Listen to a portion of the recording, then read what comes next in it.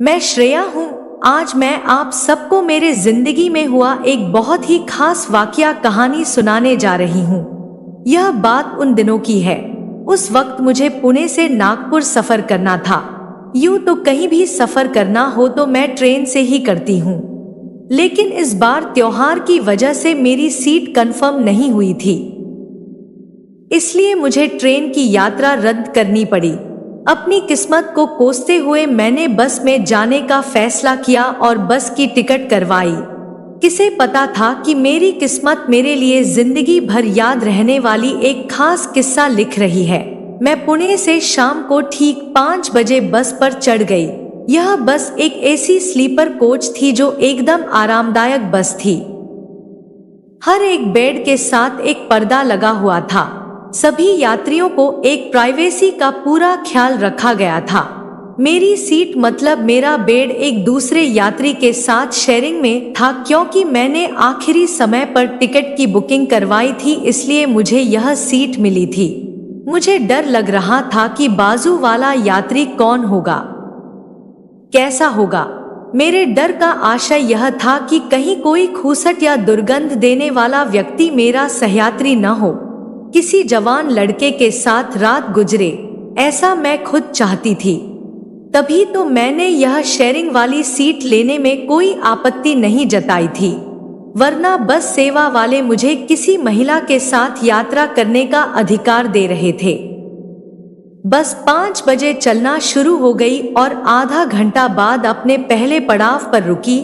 वहां से कुछ यात्री बस पर चढ़े। मेरे बाजू में बैठने वाला शख्स भी वहीं से चढ़ा। उसके बारे में थोड़ा बता देती हूँ।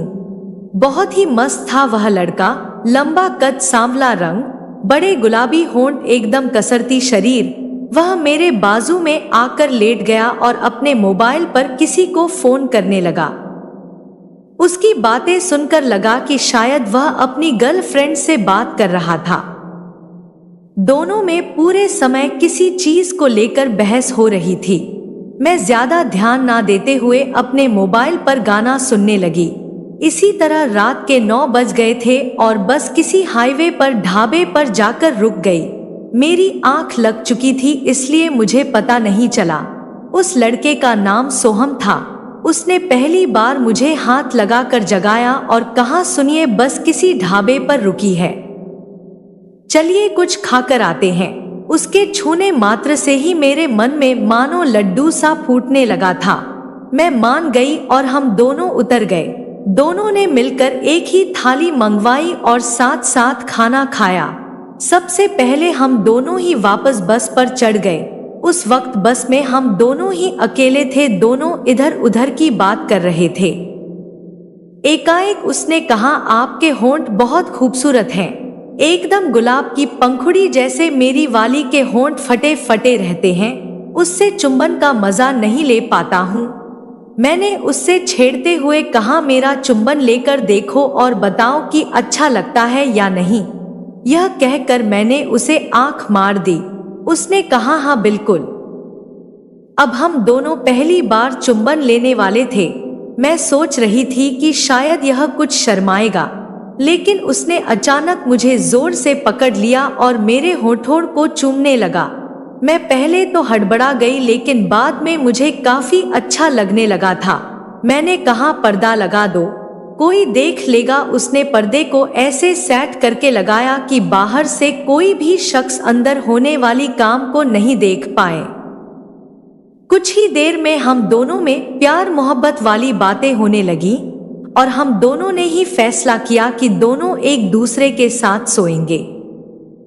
करीब 1 घंटा तक हम दोनों एक दूसरे के साथ खूब मैच खेलते रहे। हम परम सुख के आनंद में खो गए। रात भर दोनों एक दूसरे को प्यार करते रहे और जब थक गए तो लिपट कर सो गए। सुबह उठकर अपने अपने कपड़े पहने दोनों ने नंबर एक्सचेंज किए और एक दूसरे से आगे दोबारा मिलने का प्लान भी किया। हम दोनों नागपुर में सुबह उतर गए और जाने से पहले वह मेरे होठों पर चुंबन देते हुए बोला, जाने मन, मैं शादीशुदा हूँ, मेरे बच्चे भी हैं, लेकिन जो सुख बीवी से नहीं मिला वह तुमसे मिला। मुझे भी काफी आनंद लगा। हम दोनों अब व्हाट्सएप पर चैट करने लगे हैं और एक दूसरे को अपने चित्र भेजकर एक दूसरे को सुख देने लगे हैं। काफी महीनों तक हमारा बातें का आनंद चलता रहा। फिर वह विदेश चला गया। बाद में पता चला कि उसका अपनी बीवी से तलाक भी हो गया और एक दूसरी गर्लफ्रेंड के साथ वह विदेश चला गया।